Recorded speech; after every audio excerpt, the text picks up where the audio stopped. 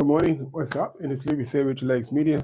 I'm just here getting my breakfast ready, but I just wanted to just do a little recap of some of the stuff that's happened so far this season. So far, I've been in Belgium for about 7 weeks, and it's been pretty interesting.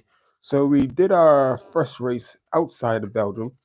Well, we didn't do our first race. We went to our first race outside of Belgium, and that was our Paris-Roubaix. And it was vastly different from the Belgian cycling scene, vastly different. So sorry, I'm just getting my it's a bit late, but I'm getting my breakfast ready, so I've got an appointment later today.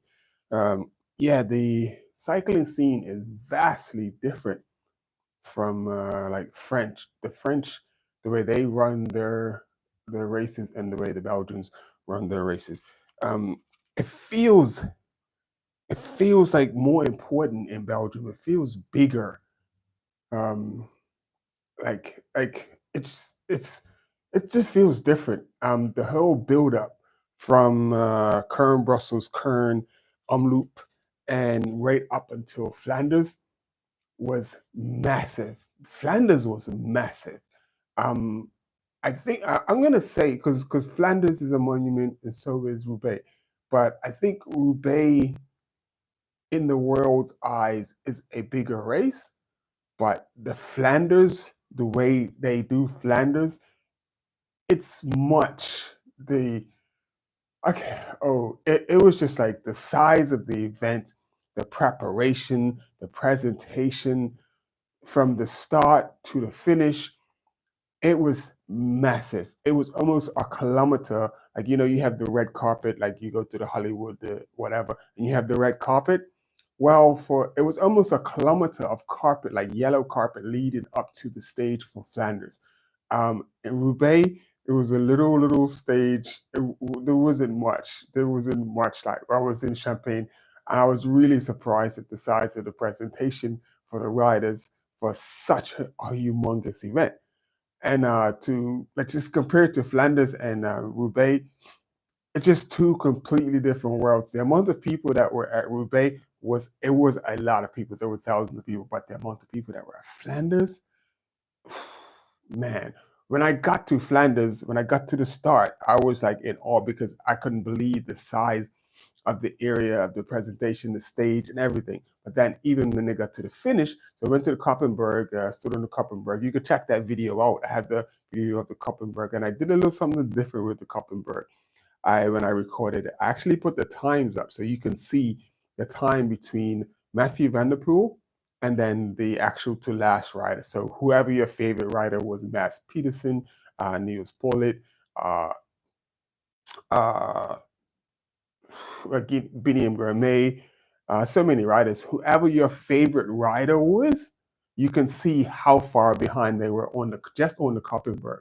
So that was like pretty cool. And then when you get to the finish of Flanders, the this it was it was just on another level, on another level. I would compare Flanders to the Tour de France presentation. I believe the same organizations do the Flanders series as well as the uh,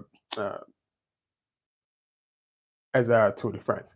So yeah, that's all massive and big. So, but just the build up. So it was Kern, Brussels, Kern, and then it was Omloop, and then we went to Le Seymour. Then it was Norca Corsa and Corsa, sorry, and then there was a couple other races.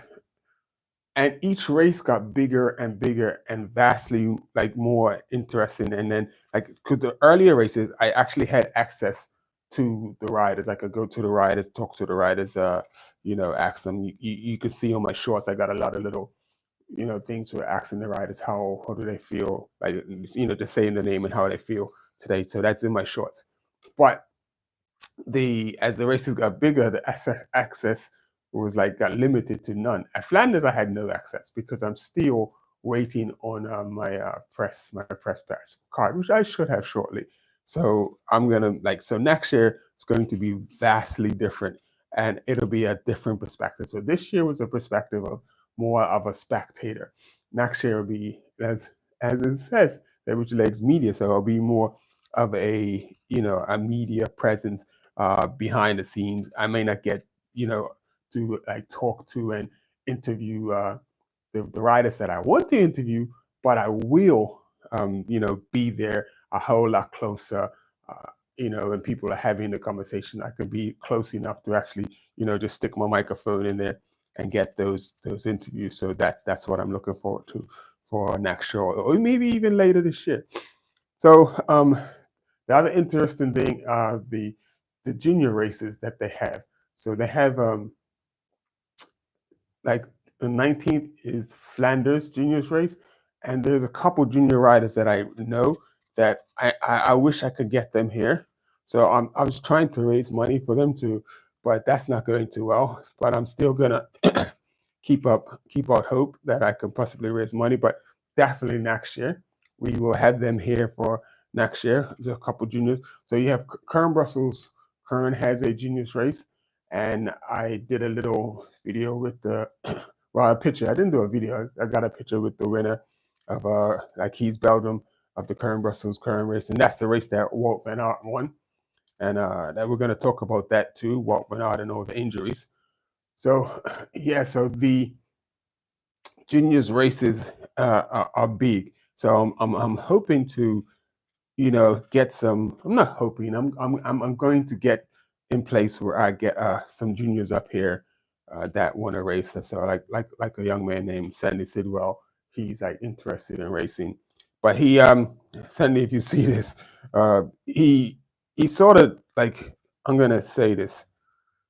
We were talking and he started asking me about bikes and equipment and stuff. And I'm the type of person, I could care less about the bike and the equipment. If the bike is good enough, if it's good enough to standard, so it's not going to be some ancient decrepit piece of so and so. It's going to be modern, but it's going to work. It don't have to be no 10,000 pound or US dollar uh, bike in order for you to go fast. Because the first thing, the most important thing that we're gonna work on is if you're fast, it doesn't matter what you have, and now you can ride anything.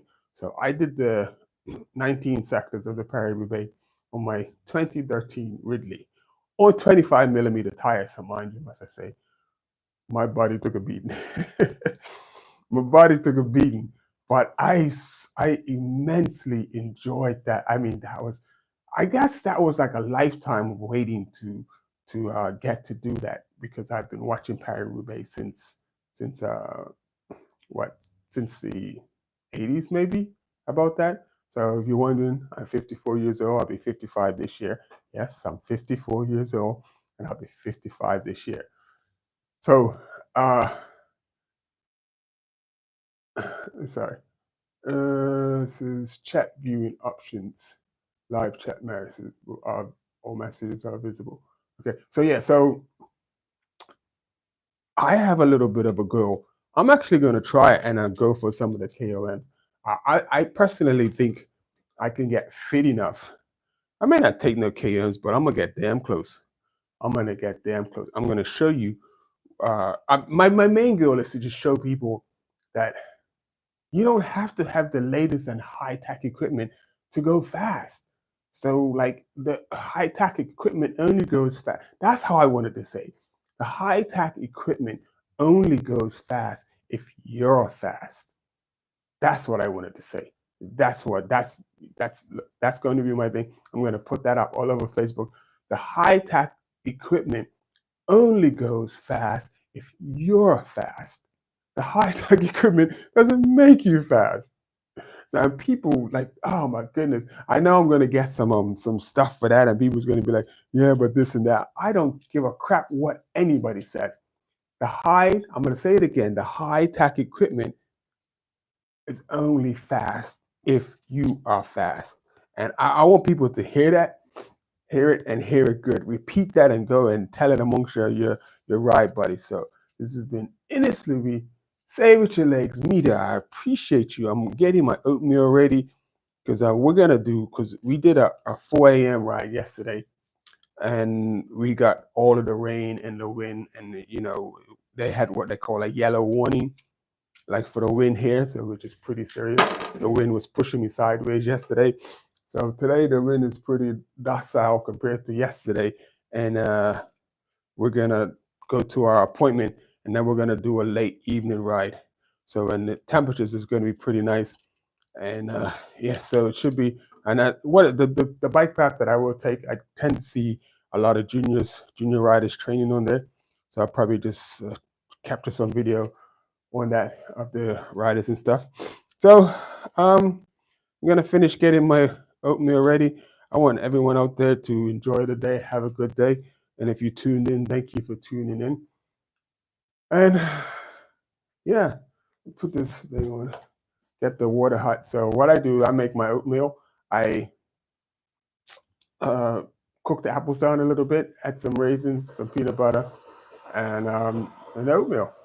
I don't add no sugar. I just use water. Don't use no milk. Sometimes I use coconut milk. I'm using coconut milk this morning, and sometimes I add yogurt. But that's about it. Thank you for the one person that tuned in. Nobody left any comments.